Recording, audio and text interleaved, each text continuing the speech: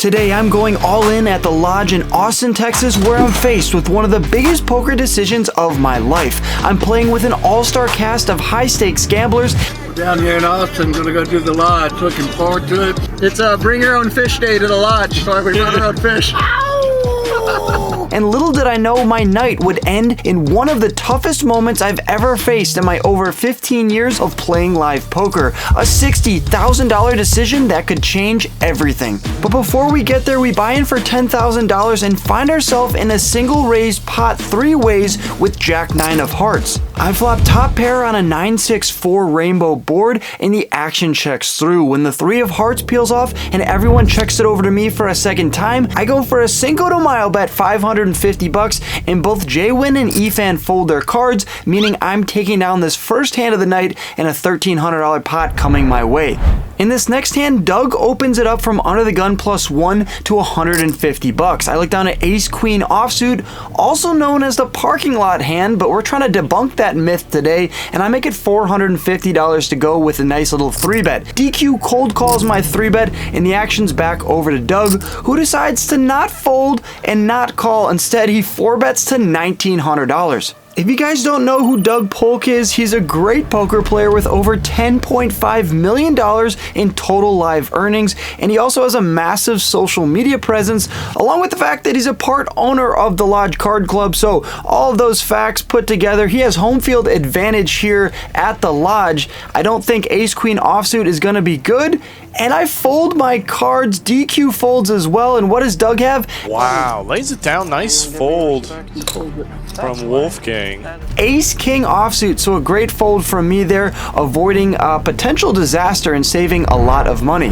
In this next hand, DQ opens it up to $200 and I come in for a 3-bet with Jack King off. High calls out of the small blind and DQ completes for $400 more bucks, and we're off 3 ways to a flop, which comes Jack, 8, bang, we flop 3 of a kind. There are 2 spades out there, but when the action checks to me from DQ and high, I decide to check it behind, play this one slow, and bounce in a very strong hand into my checking back range. The turn now comes the queen of hearts, which really shouldn't change too much unless someone had a hand like 9-10. Both my opponents check it over to me for a second time, and now I need to go for value and protection. I fire out for $1,200 and only pick up 1 customer. That's high out of the small blind. Heads up to the river we go, which now comes the deuce of diamonds. High now doesn't check. Instead, he leads out for $3,700, almost a pot-sized bet, and the action's on me. I think about it for a while here, and I'm debating going for a raise.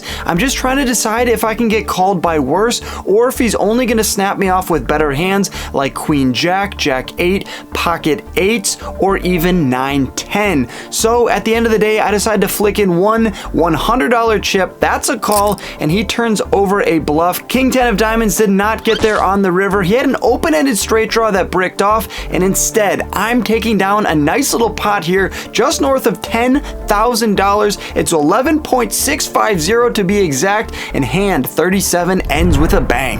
And then there's an open from Austin from the low jack, and Doug Polk calls out of the small blind. I look down at the best hand in poker, and I need to go large here, given the fact I'll be out of position against Austin the rest of the way if he decides to make the call here. But that's not the case. When I make it $2,100, Austin folds, Doug folds, and I'm taking down a nice sized pot here, but with the best hand in poker, I definitely wanted a little bit of action.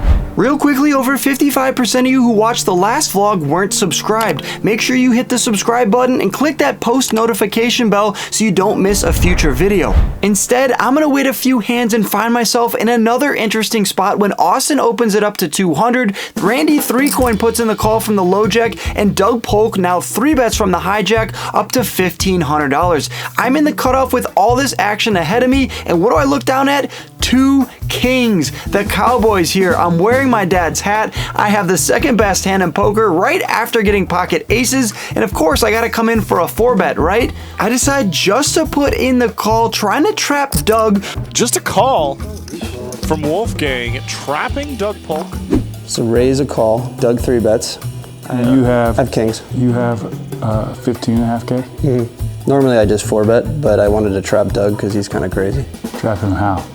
Just like call and then just he's gonna put it in post flop with like any pair.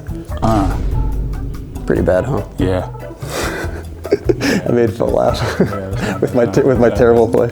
That's not very good. The only concern is here, if other players find a call, Pocket Kings doesn't play super great multi-way. I really just want to get heads up in position against Doug, where he should think that I'll never have a better hand like kings or aces.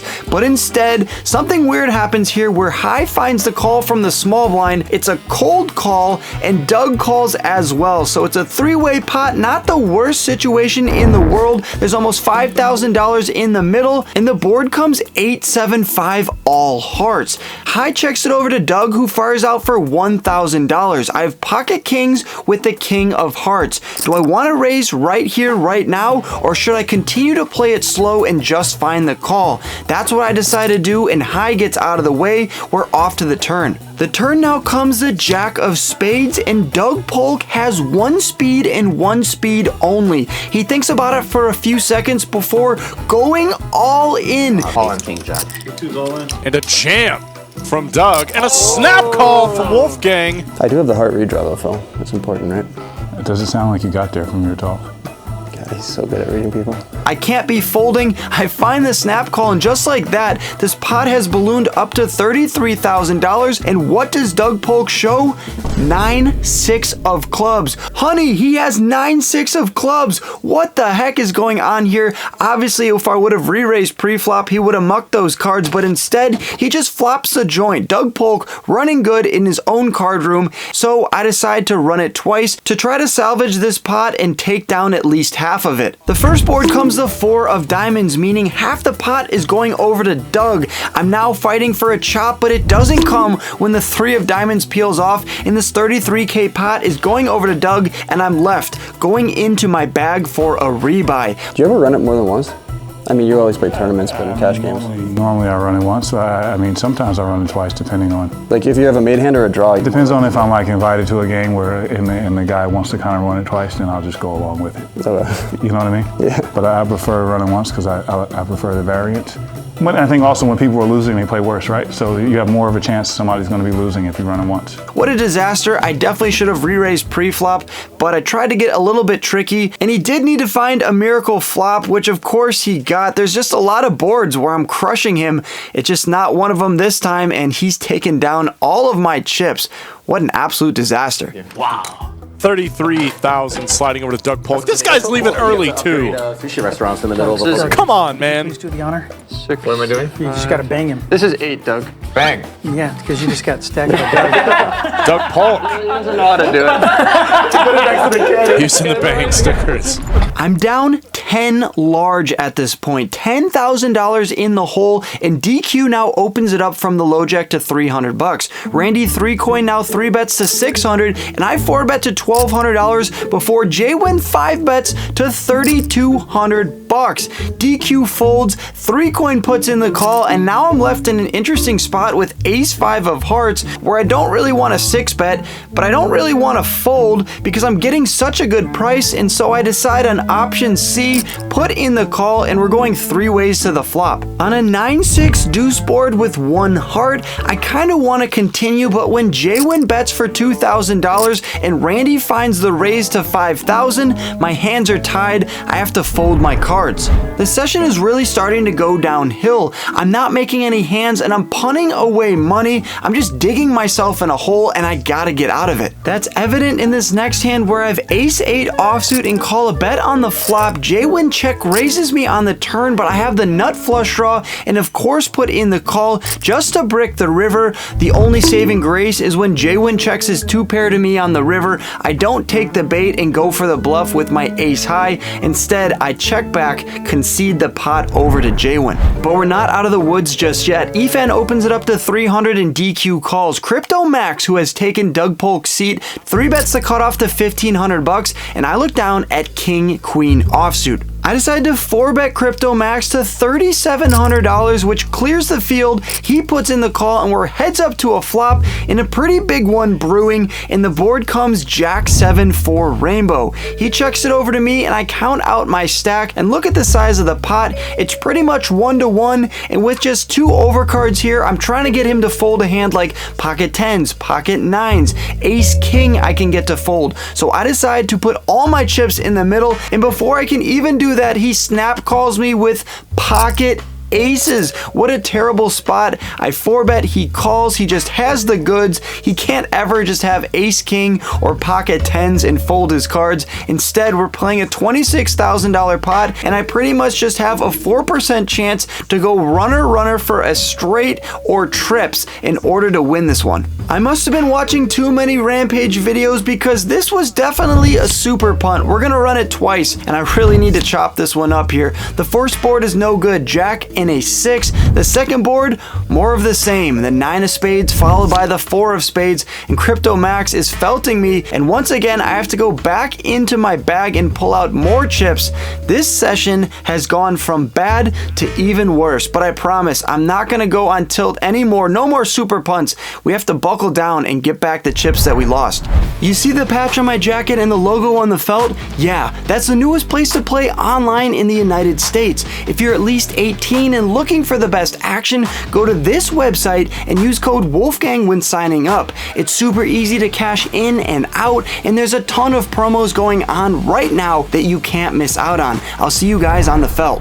I'm now throwing the party down a disgusting amount, $33,325. I don't even know what kind of a car that is. That's a ton amount of money, and I'm definitely not proud of myself at this point. But then Jaywin raises it up to $300, and Meiji 3-bets him to $1,100. I finally get a chance to redeem myself with pocket kings. I'm not gonna call Meiji like I made the mistake with Doug Polk earlier. Instead, I 4-bet to $3,500.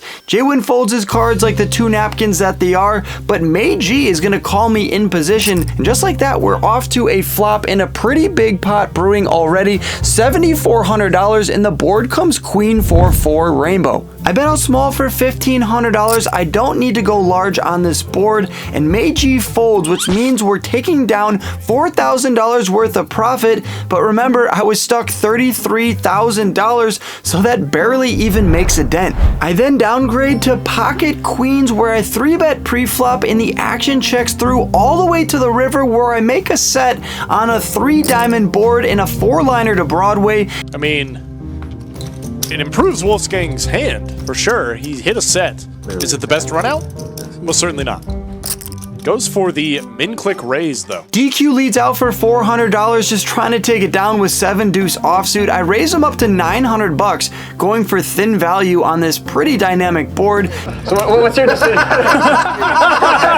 What's your decision? Guys, he still has that. Mr. Kipling folds, and I'm surprised to see that DQ has 7-deuce offsuit. So finally, back-to-back wins, building a little momentum. Is this a sign of things to come? Will I even have a chance of getting unstuck on this session?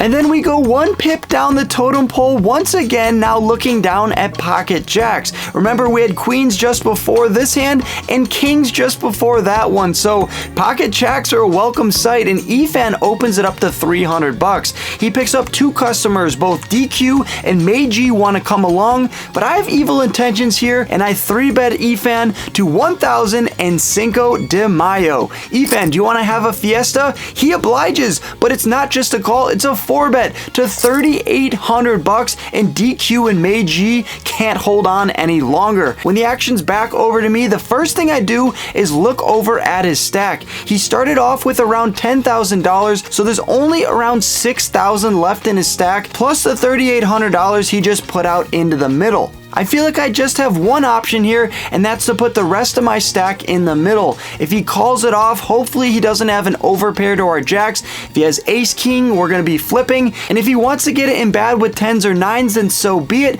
But if I could ever get a hand like king queen, ace queen, ace 10 to fold, I think that's a pretty sizable win. But we don't get the fold. Efan finds the call, and just like that, we're off to a run out in a $20,000 pot.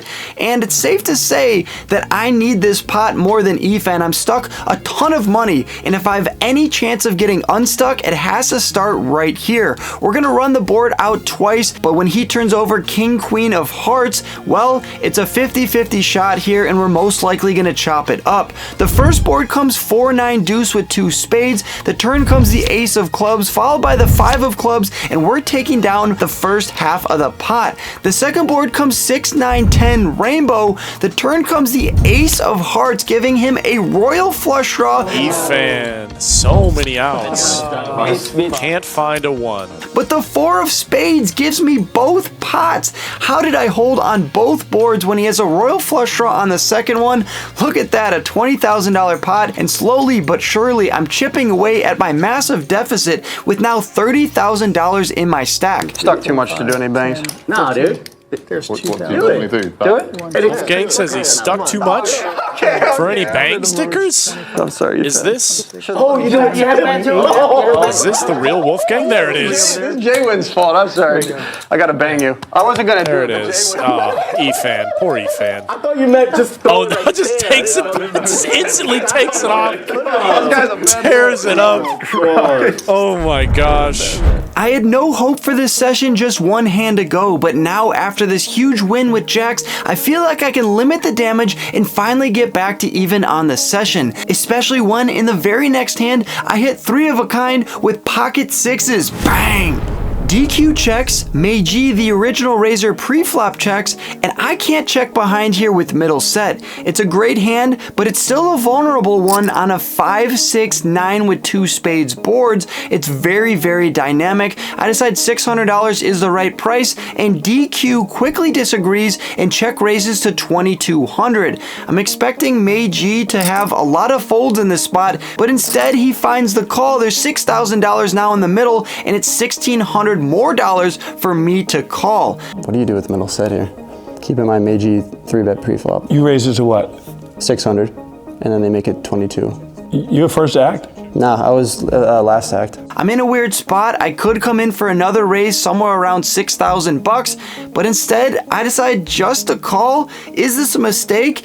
I don't know. The action's already really weird in this hand, and just like that, we're off to a turn in an $8,000 pot. The turn now comes the Jack of Hearts, which really shouldn't change anything unless Meiji had a hand like pocket jacks. DQ checks, and Meiji fires out for $5,300 now. What an extremely weird line. After DQ check raises flop, he checks on the turn, Meiji takes up the betting lead, and now of course I have to find the call with pocket 6s. I don't think a shove makes sense here because I'm just way too deep. I just think it would be a massive overplay. A call is really my only option, and the action's back over to DQ. What do you like here? More call or raise? But raise sizes seem weird because it's like, what do I just shove for 20? That's kind of weird, right? Yeah, I think I prefer calling here. Cool. Phil approved. I'm absolutely glued on DQ to see what he's gonna do, and he looks like he's in a pretty gross spot. He shows Efan to his right his cards before ultimately deciding he's not gonna continue to the river and finds the fold. But still, a lot of information given off there from DQ. He's not in the hand anymore, but I was definitely paying attention, and I have ideas as to what he could have had. Still, there's $18,000 in the middle. This is a make or break pot. If I win this hand, I might be unstuck on the session, but if I lose this one, I could be buried. The river comes the king of spades, bringing in the most obvious front door draw, which was the front door flush draw. There's 18,000 in the middle, and I'm thinking about what I'm gonna do based on what Meiji does. If he checks it over to me, I'm gonna go for a small value bet and try to milk him for one last street of value. But if he bets, it's gonna depend on the size of his bet. If he bets small, I could just snap him off. If he goes for a shove, I'll be in a tough spot, and that's exactly what happens when he rips it all in. It's basically the exact same as my stack. That is a sick jam from May. Wolfgang with middle set on the flop. Can't say I love this river card. Keep in mind Meiji was a pre-flop 3-better. Check called flop, bet turn. Is king still in his range there? No, probably not. I don't think so. How'd you get the name Wolfgang? It's my grandfather's name, and my parents gave it to me as my middle name. And if God willing, I have a son, he'll also be some variation of Wolf. And for a YouTube channel, it sounds way better than Alexander Poker. I do have him covered, but the exact amount is $20,750. There's $39,000 now in the middle. It's a gross spot. Front door spades come in. He could have a set of jacks, a set of kings. He could have a set of nines, maybe 7, 8. He could have a flush. There's a ton of hands that beat me, and I can't really think of that many hands he would be bluffing with on the river. So here's the dealio. I'm gonna break it down for you guys. If I call and win, I'll be up around $12,000. If I fold, I'll be down almost $27,000. And if I call and I lose, I'll be down almost $48,000. It's a massive spot for me, and I'm starting to feel the pressure. The time keeps ticking on, and it gets up to 5 minutes before I really feel like I have to make a decision here. I don't want to fold, but at the same time, I don't want to call because I feel like he just has me beat. It's a $60,000 pot if I put in the additional $21,000, but I can't do it. I fold my cards. Yeah, you have to call. I have to go. You fold it? Yeah. Oh God, I'm gonna kill myself. I folded. Well, okay. Well, I really should have learned this, but you're so good. You figured it out, anyways. I mean, there's also a good chance the other guy has spades, also, right? He took a long time and folded. Yeah, that's what I was asking about his theatrics. He took a long time and folded. It's just like one of the things where there's just too much money in there. He won't show it, but then says he didn't want to show the bluff, and sure enough, he had pocket 8s. And Wolfgang folds!